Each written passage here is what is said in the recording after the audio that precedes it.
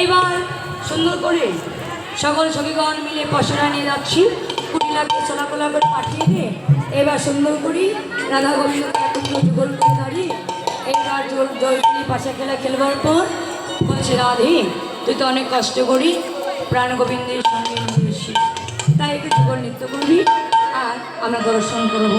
এবার সুন্দর করি রাধা গোবিন্দ নৃত্য করছি আর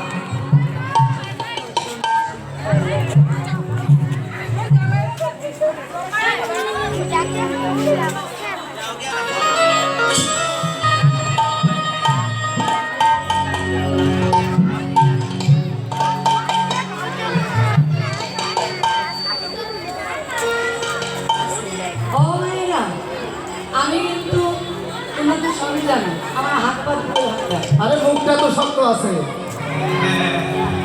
দেখেছো মুখ শক্ত না থাকলে কীর্তন করতে পারবো। আমি সূর্য পূজাটা সত্যি আমি মানে যে কটা লীলা করেছি সূর্য পূজাটা আমি করি না, জোর করে আমাকে গতকাল এক জায়গায় করেছি আর একটা ষষ্ঠ বাড়ি যাওয়ার পর এরা কিন্তু সূর্য পূজা করলে পায়ের প্রেশার হয়ে যায়, এটা করতে চাই না কিন্তু বাচ্চাকে করতে হয়। যাই হোক আমি চেষ্টা করবো নৃত্য করার, ঠিক আছে। আর মাঝখানে কিন্তু ভুল করে কেউ আসবে না, আমার এই বাম পায়ে কোনো ব্যালেন্স নেই, যদি একটু লাগে আমি পড়ে যাবো, ভুল করেও কেউ মাঝখানে আসবে না, ঠিক আছে।